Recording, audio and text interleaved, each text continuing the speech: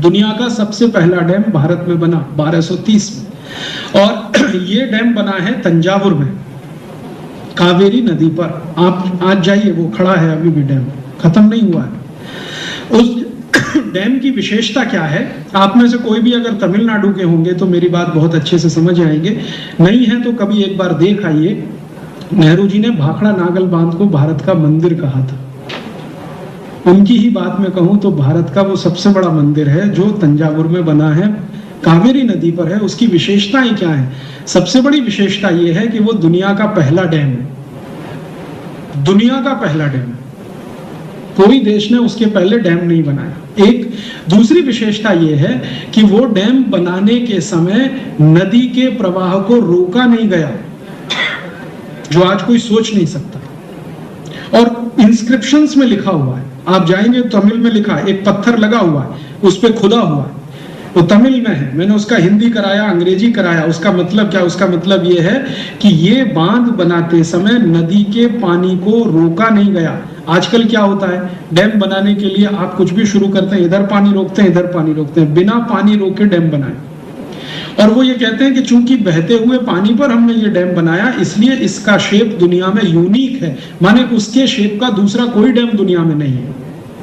Shape क्या है? वो जिगजैग शेप का डैम, जेड होता है ना, जेड, इस शेप में वो डैम बना हुआ है कावेरी नदी पर तंजावुर। अभी भी जिंदा है, मरा नहीं है, खत्म नहीं हुआ।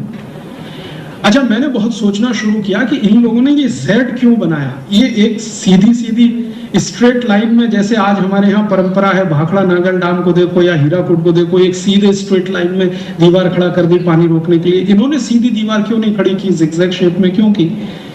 तो जो हमारे देश में इस विषय के जो विशेषज्ञ हैं, आप जानते हैं भारत में सबसे बड़ा विश्वविद्यालय रुड़की में, जो बहुत बड़ा एक्सपर्टाइज है जिनके पास ये डैम बनाने का।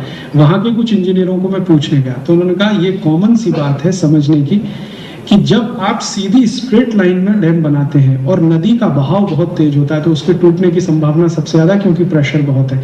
लेकिन जब आप इसको जेड शेप में बनाते हैं तो प्रेशर डिस्ट्रीब्यूट हो जाता है हर दीवार पे, तो टूटने की संभावना ना के बराबर है। माने इतनी अकल डैम बनाने में 12वीं शताब्दी के भारतवासियों को है। आज के हमारे इंजीनियर्स वो डैम नहीं बना पाते, वो सोच भी नहीं पाते। और जो डैम ये बना है 1230 में, वो आज तक सुरक्षित है, उसकी दीवार में कहीं एक क्रैक नहीं है। और उसमें दो ही चीजें इस्तेमाल की गई है, चूना और ब्रिक्स, पतली वाली ईंट लगी है उसमें, पत्थर भी नहीं है, पतली ईंट है और चूना, उसी से जोड़ के बना है।